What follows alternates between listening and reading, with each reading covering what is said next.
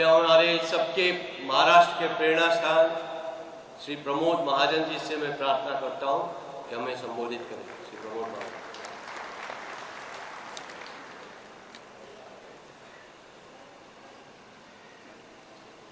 श्रद्धेय अडवाणी जी, मंच पर विराजमान सभी महानुभाव, कार्यकर्ता बहनों और भाइयों, बैठे बैठे मैं सोच रहा था कि चुनाव हारने के बाद अगर आप में इतना उत्साह है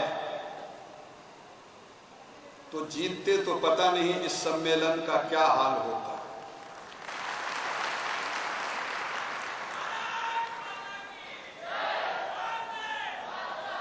इस कार्यकर्ता सम्मेलन में हमने जिस प्रवेश द्वार से प्रवेश किया उसको शरद भाऊ का नाम दिया है।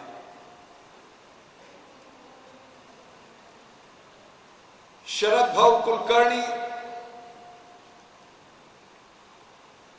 विधानसभा का चुनाव समाप्त होते ही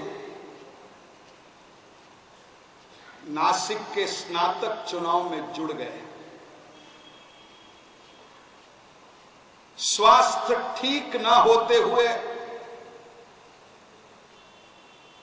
वो लौटे नहीं और जैसे किसी सैनिक की रणांगण पर गणवेश पहनकर मृत्यु होती है,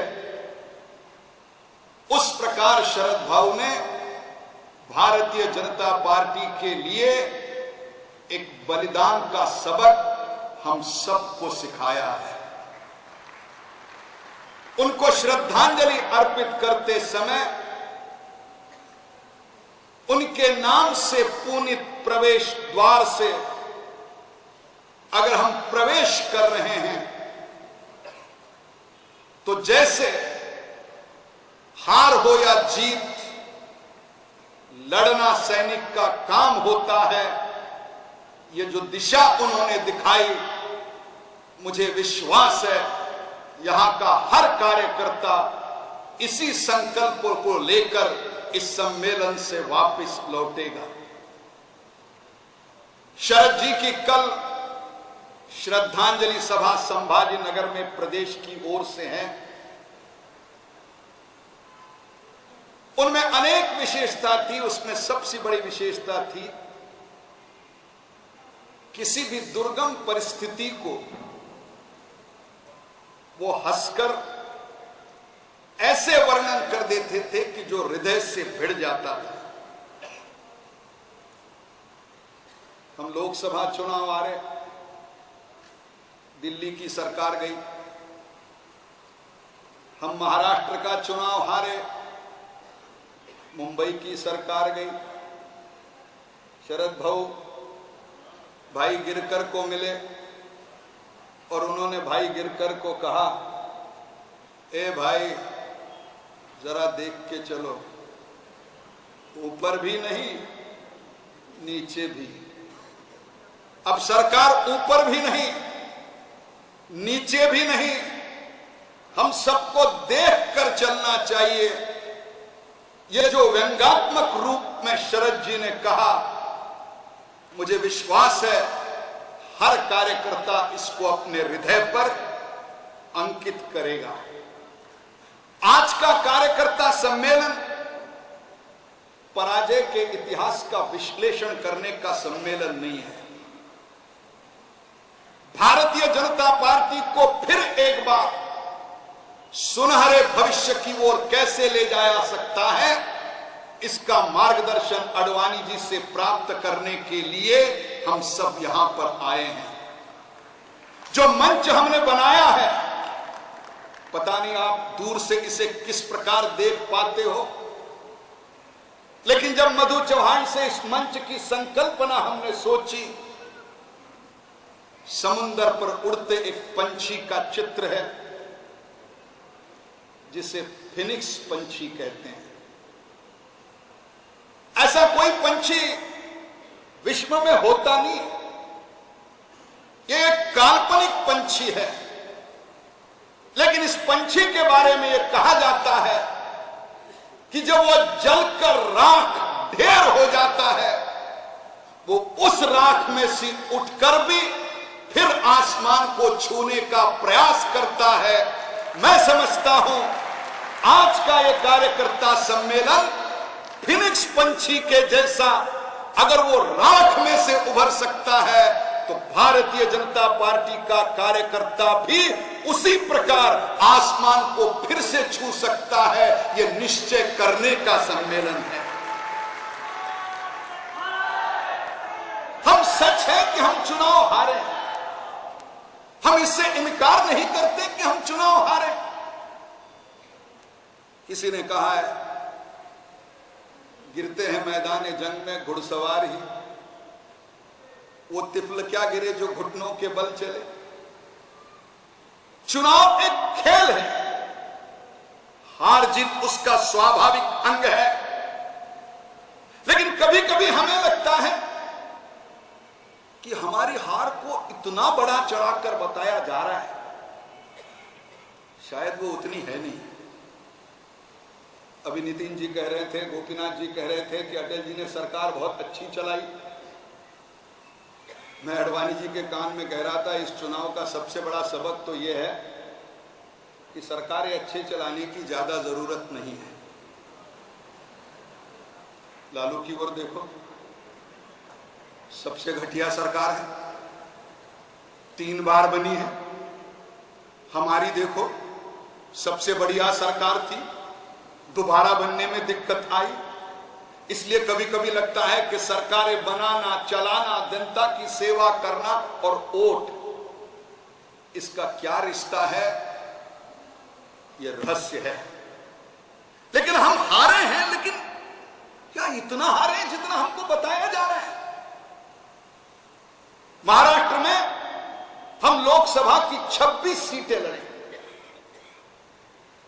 26 में मुंबई में भरोशाच्या म्हशीला टोणगा झाला, फिर भी 26 में से भारतीय जनता पार्टी ने 13 लोकसभा क्षेत्रों में विजय प्राप्त की है।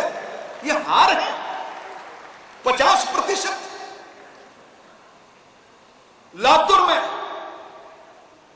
शिवराज पाटिल जैसे दिग्गज को एक गृहिणी ने हराया, यह हार है। भंडारा में प्रफुल्ल पटेल जैसे दादा को, हमें हवाई जहाज में बैठा, हमने तो सड़क पे लाया था। सुशील कुमार शिंदे जी की पत्नी हमारे खिलाफ चुनाव जीत नहीं पाई। क्या यह हमारा पराजय था? हम 13 जीते, शिवसेना 12 जीती, क्या हम इसे पराजय कह सकते हैं? महाराष्ट्र में हम 111 सीटें लड़े। नितिन जी को दुख है, 1 सीट कम हुई। मैं उनको जानकारी दूं, सीट कम हुई, लड़े इस बार हम 10 सीटें कम। पिछली बार 121 लड़े थे, इस बार 111 लड़े।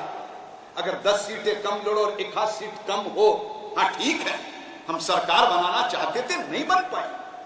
लेकिन अगर आधे लोग चुनकर आए तो क्या उसका अर्थ डिबेटल, डिजास्टरस परफॉर्मेंस, शेमफुल, क्या क्या अंग्रेजी में लिखा जाता है, मुझे आज तक समझ में नहीं आता। और इसलिए मुझे कभी कभी लगता है कि हमारी पराजय उतनी नहीं है जितनी बताई जा रही है। सरकार नहीं बनी, मेरे लिखने वालों से कोई शिकायत नहीं है।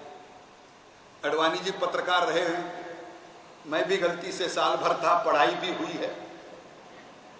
पत्रकार का तो मुर्दा इस घाट जाए या उस घाट, बंदे को खबर से काम। इसलिए मैं उनको दोष नहीं देता, मैं उनकी जगह होता तो शायद यही लिखता, उनका क्या दोष है। लेकिन जब प्रतिदिन हमको विपक्ष की ओर से, मीडिया की ओर से ऐसा बताया जाता है जैसे भारतीय जनता पार्टी समाप्त हुई, तो मैं आपको सिर्फ एक ऐतिहासिक घटना बताऊं सच झूठ मुझे पता नहीं, कपोल कल्पित भी हो सकती है, सुनी सुनाई हो सकती है। नेपोलियन, उनका पराजय हुआ, उन्हें एल्बा द्वीप समूह पर भाग जाना पड़ा। उस समय पेरिस के अखबार में हेडलाइन आई, नेपोलियन भगोड़ा है, भाग गया, नेपोलियन डरपोक है, नेपोलियन सा दारुण पराजय। मराठी में नहीं, फ्रेंच में लिखा था। नेपोलियन फिर एल्बा से निकला, सेना इकट्ठा की, फिर से जीत का सिलसिला शुरू हुआ और एक दिन सुबह पेरिस के दरवाजे से नेपोलियन घोड़े पर बैठकर अंदर आया। वहां पर एक बच्चा अखबार बेच रहा था। नेपोलियन ने देखा ये वही अखबार है, अपनी तलवार से उसने उस अखबार को उठाया, ये पढ़ने के लिए कि इसमें लिखा क्या है। उसी अखबार में लिखा था, सम्राट नेपोलियन का पेरिस में स्वागत हो। मुझे विश्वास है मेरी अखबारों से शिकायत नहीं है। अगर हम काम करें, अगले 5 साल की लड़ाई की तैयारी करें, तो आज जिन्होंने हमको भगोड़ा कहा था, 5 साल के बाद उन्हीं को लिखना पड़ेगा कि विजेता भारतीय जनता पार्टी का हम स्वागत करते हैं। इस प्रकार की स्थिति हम ला सकते हैं। किसी एक चुनाव में जब मैं हारा, तो मुझे हर्षू अडवाणी ने एक वॉल पोस्टर भेंट किया था। आज भी दिल्ली के घर में मैं जहां मेरे छोटे कार्यालय में बैठता हूं, वो वॉल पोस्टर आज भी पीछे लगा हुआ है और उस वॉल पोस्टर पे लिखा है, no defeat is final unless you stop trying. कोई पराजय तब तक अंतिम नहीं होती जब तक आप कोशिश छोड़ देते हो। कोशिश छोड़ो, पराजय अंतिम हो जाएगी। अगर कोशिश करते रहो तो पराजय भी जय के जैसा एक पड़ाव हो सकता है और इसलिए फिर भी हम विजय की ओर जा सकते हैं, ये मुझे विश्वास है। मित्रों, मैं किसी लंबे भाषण की मुद्रा में नहीं हूं। हमने इससे भी बुरे दिन देखे हैं। 1984 में हमारे 2 सांसद चुनकर आए थे। अटल जी की हार हुई थी। अटल जी अडवाणी जी को लोग चिढ़ाते थे, तुम 2 तुम्हारे 2, उससे अधिक थे नहीं। हमारे 2 थे संसद में और कांग्रेस के 400 थे। हमसे 2 गुना। और अडवाणी जी ने नेतृत्व संभाला। 5 साल के अंदर 89 में चुनाव हुआ। भारतीय जनता पार्टी 2 से 86 तक जाकर पहुंची।